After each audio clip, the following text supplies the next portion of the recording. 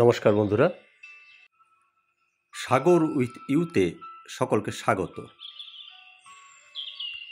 আজকে যে উদ্ভিদটা নিয়ে আলোচনা করব তার নাম হলো স্ট্যাফিলিয়া গ্ল্যান্ডিফ্লোরা। এই স্ট্যাফিলিয়া গ্ল্যান্ডিফ্লোরা অ্যাকচুয়ালি একটা স্যাকুলেন্ট জাতীয় উদ্ভিদ এবং এটা হলো দক্ষিণ আফ্রিকার স্থানীয় উদ্ভিদ। এটা দক্ষিণ আফ্রিকাতেই বেশি দেখা যায়।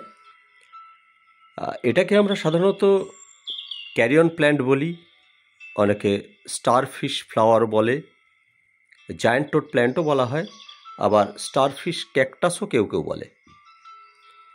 কিন্তু এটাকে স্টারফিশ ক্যাকটাস বললেও আসলে কিন্তু এটা একটা সাকুলেন্ট জাতীয় উদ্ভিদ। এগুলো বিভিন্ন রঙের ফুল হয় এবং ফুলগুলো দেখতে ভীষণ সুন্দর, অনেক বড় বড় সাইজের হয়। এই যে দেখতে পাচ্ছেন, আমার কাছে বর্তমানে এই একটাই কালার রয়েছে। এইটি যেহেতু স্যাকুলেন্ট জাতীয় উদ্ভিদ, এর পটিং মিডিয়াও কিন্তু ঠিক সেরকমই হবে। যেমন আমরা অ্যাডিনিয়ামের পটিং মিডিয়া বা যে কোনো স্যাকুলেন্টের পটিং মিডিয়া করি, ওয়েল ড্রেনেজ হতে হবে। আসুন এবারের রিপোর্টিং কিভাবে করছি সেটা দেখে নেওয়া যাক। প্রথমে আমি পটিং মিডিয়ার ব্যাপারে আসি। আমি যে পটিং মিডিয়াটা তৈরি করেছি, এখানে দিয়েছি মোটা দানা বালি 60%, ভার্মিকম্পোস্ট দিয়েছি 10%। আপনারা এই জায়গায় গোবর সারও দিতে পারেন, অবশ্যই সেটা অন্তত 1 বছরের পুরনো গোবর সার হওয়া দরকার। আর দিয়েছি পাতা পচা সার 10%। এটা আপনি যদি না থাকে আপনার কাছে লিপমোল্ড কম্পোস্ট বা পাতা পচা সার, তাহলে এই জায়গায় আপনি ভার্মি কম্পোস্ট বা গোবর সারই 20% দিয়ে দেবেন। এই সঙ্গে নিয়েছি পারালাইট 10%। এটা আপনার কাছে না থাকলে স্কিপ করে যাবেন, কোনো অসুবিধা নেই। আর দিয়েছি হাড়কুচি 1 মুঠো, শিং চাছা 1 মুঠো, নিমখোল 1 মুঠ, আর ফাঙ্গিসাইড পাউডার 1 চামচ। আমি এখানে ট্রাইকোডার্মা ভিরিডি ইউজ করেছি, আপনারা যে কোনো ফাঙ্গিসাইড এখানে ইউজ করতে পারেন। এবার আসি টব নির্বাচনের ব্যাপারে। এই উদ্ভিদটি এমন একটি উদ্ভিদ, বেশি গভীর টব কিন্তু পছন্দ করে না। তাই আমরা এমন টব নেব যার গভীরতা খুব বেশি হবে না, অথচ তার ডায়ামিটারটা একটু বড় হবে, মানে ছড়ানো। এখানে দেখুন আমি 8 ইঞ্চি একটা টব নিয়েছি এবং তার ডেপথটা খুবই কম, 4 ইঞ্চি ডেপথের টবটা। এর মধ্যে দেখুন কতগুলো ছিদ্র আগে থেকেই থাকে, 3টে ছিদ্র আগেই করা থাকে। পরবর্তীকালে আমি আরও 6টা ছিদ্র করে নিয়েছি।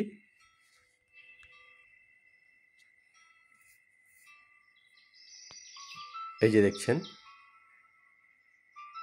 যাতে জল নিষ্কাশনী ব্যবস্থাটা সুন্দর হয়। এরপরে আসি একটা গুরুত্বপূর্ণ বিষয়, যেটা হচ্ছে ফিল্টারাইজেশনের ব্যাপারে।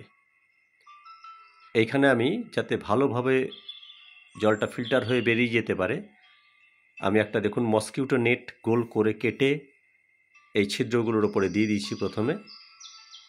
তারপরে টপ ভাঙা টুকরোগুলো আমি এই ফুটোগুলোর ওপরে একটা একটা করে দিয়ে দিয়েছি, যাতে করে কি হবে, যখন এই পটিং মিডিয়ায় জল দেওয়া হবে তখন যাতে জলের সাথে পটিং মিডিয়াও বেরিয়ে না যায়, তাই জন্যই এই ব্যবস্থা। এবং যে কোনো স্যাকুলেন্ট জাতীয় উদ্ভিদের এই জল নিষ্কাশনী ব্যবস্থা কিন্তু খুব একটা গুরুত্বপূর্ণ বিষয়।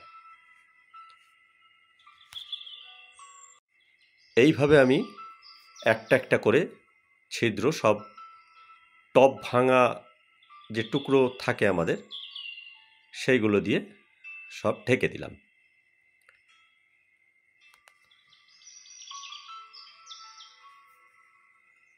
এইবারে পটিং মিডিয়া আমি এই টবের মধ্যে ভরে দিচ্ছি। কিছুটা মিডিয়া ভরার পরে আমি গাছটাকে পট থেকে বার করে, আগে যে পটে ছিল সেখান থেকে বার করে নিয়ে এই পটের মধ্যে প্রতিস্থাপন করব। মোটামুটি অর্ধেকের কিছুটা বেশি আমি ভরে নিলাম। এইবার আগের যেই পটে লাগানো ছিল একটা, দেখুন একটা রঙের কৌটোর মধ্যে আমি লাগিয়ে রেখেছিলাম। দেখুন পটিং মিডিয়াটা প্রচণ্ড ঝুরঝুরে, দেখুন হাত দিলেই বুঝতে পারবেন। এই দেখুন, এই নিচের থেকে কিছুটা মিডিয়া আমি ঝরিয়ে ফেলবো, যাতে করে আগের যে শুকনো কিছু রুট ছিল সেগুলো বেরিয়ে যাবে এর সঙ্গে, আর কিছু যে এক্সেস যে রুট হয়ে রয়েছে সেগুলোকে আমি কাঁচি দিয়ে কেটে দেব। এইভাবে সুন্দর করে কেটে দিলে পরে কি হবে, পরবর্তীকালে ওই কাটা অংশের ওপর থেকে আবার ফিডার রুট ছাড়বে এবং গাছ সেই ফিডার রুটের মাধ্যমেই তার খাওয়ার সংগ্রহ করবে। এবার ঠিক টবের মাঝ বরাবর গাছটাকে প্রতিস্থাপন করলাম। এবার সাইড দিয়ে যতটা গ্যাপ থাকবে সেগুলোকে আমরা পটিং মিডিয়া দিয়ে ভরে দেব। এই পটিং মিডিয়া ভরতে ভরতে আসুন আমরা জেনে নিই যে এই গাছ কী ধরনের সানলাইট পছন্দ করে। এরা কিন্তু ডাইরেক্ট সানলাইট একদমই পছন্দ করে না। ডাইরেক্ট সানলাইট পেলে কিন্তু এদের যেই পাতা যেগুলো বলি বা কাণ্ড একই, এগুলো কিন্তু উপর থেকে আস্তে আস্তে পুড়তে থাকে, শুকনো হয়ে যায়, শুকিয়ে যায়, বার্ন হয়ে যায় এবং আস্তে আস্তে গাছের ওপর থেকে শুকোতে শুকোতে নিচের দিকে চলে আসে। তাই আমরা এমন জায়গায় রাখবো যেখানে ডাইরেক্ট সানলাইট একদমই পাবে না, কিন্তু উজ্জ্বল আলোটা অবশ্যই এর দরকার।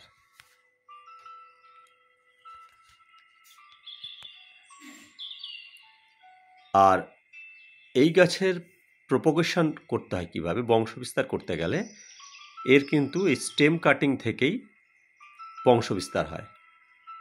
এই স্টেম কাটিং নিয়েই এটাকে লাগিয়ে দিলে পরেই কিন্তু খুব সহজেই আর একটা চারা তৈরি হয়ে যায়।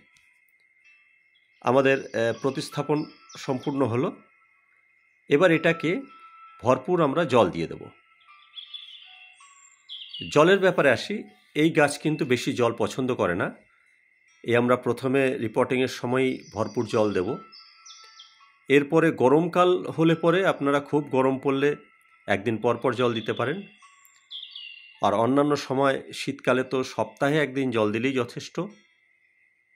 আর আমরা সবসময় দেখব যাতে মাটিটা যখন শুকিয়ে যাবে সেই সময়তেই আমরা জলটা দেব। এই ছিল আজকের ভিডিও।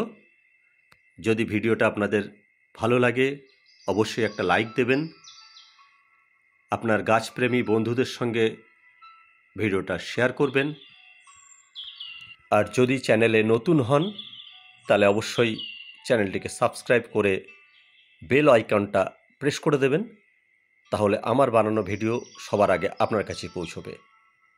ধন্যবাদ।